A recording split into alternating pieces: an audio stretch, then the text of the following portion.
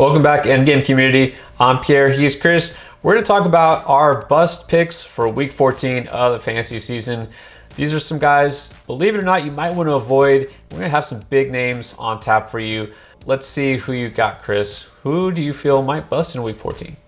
I think Mike Evans is going to bust, and he's busted 3 times this year. He's had 3 games where he's gotten you less than 6 fantasy points, and he tends to struggle against teams with physical good corners. And I know the Bills did lose Tre'Davious White, but they still have really good corners. They still have really good safeties. I think this is going to be one of those games where they lean on Leonard Fournette a little bit more, because the Bills, for as good as they are on defense, they do struggle a little bit against the run. And B, I think we see a lot of Gronk and a lot of Godwin and not as much Mike Evans in this game.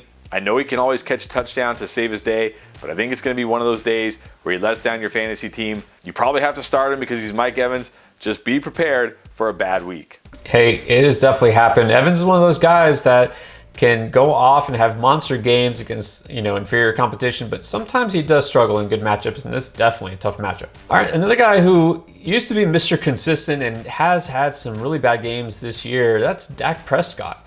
And now you would think going against Washington, a team that had given up a lot of passing yards, I think this would be a great spot for him.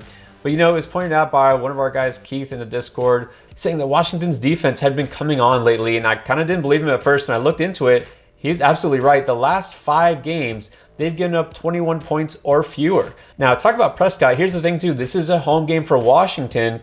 Dak Prescott has a very distinct split between home and road games. 16 touchdowns, only 2 interceptions in Dallas, but on the road, 7-6 touchdown interception ratio. I do feel like this is a game where Dallas might disappoint again on offense. We know Zeke is banged up as well. They've had some letdown games. I think this is going to be another one of them. So Dak Prescott, I won't go so far as to say absolutely must sit, but I'm expecting another letdown from him. All right, let's see who else is going to let us down. Chris, who you got as a bust? I'm going to say DeAndre Hopkins is going to let us down. And if it wasn't for that 30-yard touchdown catch in Week 13, he would have let you down in that week too.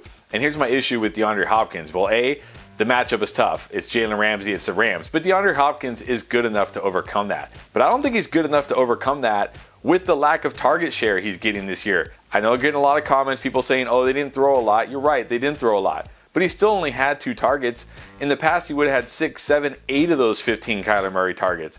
Kyler Murray is spreading the ball out more. He's throwing to AJ Green. He's throwing to Christian Kirk, throwing to Zach Ertz, Rondell Moore. They're running the ball more. He just doesn't have that huge target share that he needs to overcome a tough matchup like this. Of course, he can always score, which is kind of what has been saving him this year. But if he doesn't find the end zone, he's going to have a down game. And I don't think he will. I think he's going to bust. Again, kind of like Mike Evans, probably can't sit him. Just be prepared for a bad game. Yeah, I think the days of Hopkins carrying your fantasy team and being a week winner, well, I'm going to say they're over, but it just doesn't look like it's happening this year. That offense is definitely more balanced. Let's talk about Aaron Jones of Green Bay. Going against the Bears, not a terribly tough defense these days. But I'm down on Jones, and I'll tell you why. It's not just the Bears defense, which has been better lately. Healthy or not, we have to acknowledge that A.J. Dillon is a factor here. It's not just the Aaron Jones show with Dillon, getting a carry here or there. It's almost an even timeshare here at this point. Over the last 4 games, even prior to getting injured, he was only averaging 3.5 yards per carry. Now going against the Bears, well, the Bears' offense might be kind of anemic, but their defense has been solid against the run. In the last 4 games, they're only allowing 3.2 yards per carry. So teams are not just running it up on them. They're able to pass a little more easy. And so I think Jones, with his limited work and the fact that this matchup really isn't that great for him, I'm not expecting a big game. I think it's going to be kind of a letdown for Aaron Jones the rest of the season, to be honest. But in this particular week, Week 14, I'm down on him for sure. I think he can be flexed, but that's about it. All right, let's see who else you're down on, Chris. Who's another bust? Let's just keep these big names going. I got Nick Chubb busting this week.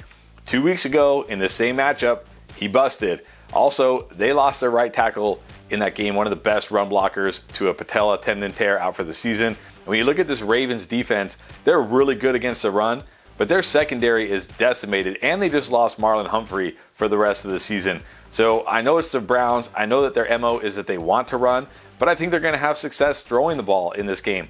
Also, Kareem Hunt in that last game was just coming back from that calf injury. He obviously wasn't 100%. He's had another week to rest, actually 2 weeks to rest now. You know he's going to be a full go.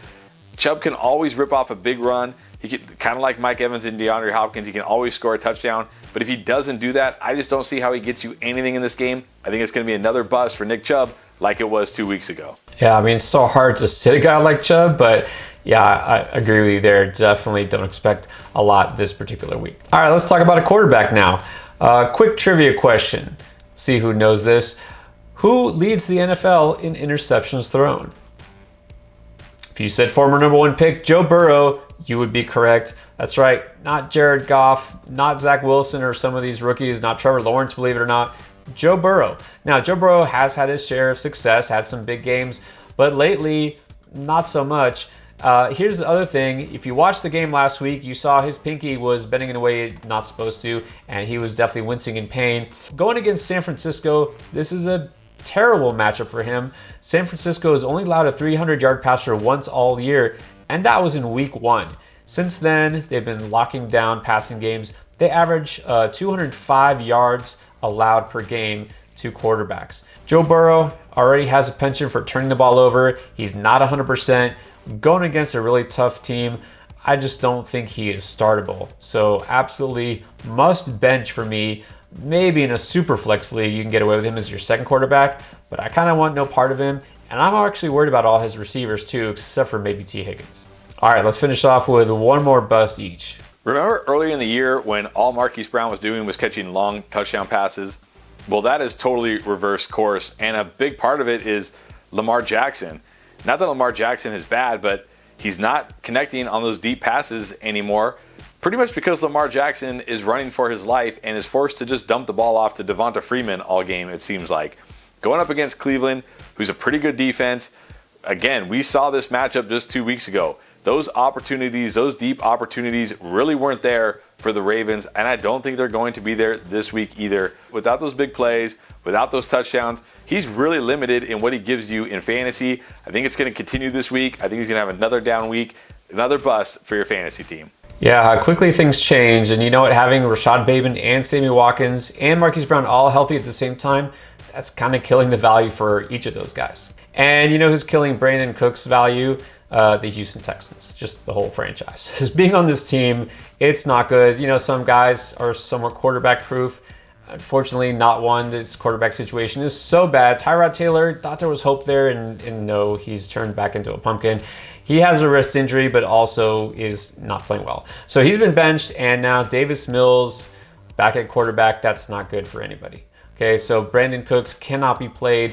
And you know what, Seattle, believe it or not, it's a bad matchup too, because as bad as they were in the secondary early in the season, I've mentioned this already before, they've only allowed 1 touchdown to a wide receiver over the past 8 weeks. And Brandon Cook's chances of scoring are slim to none, and I just can't put him in my lineup this week.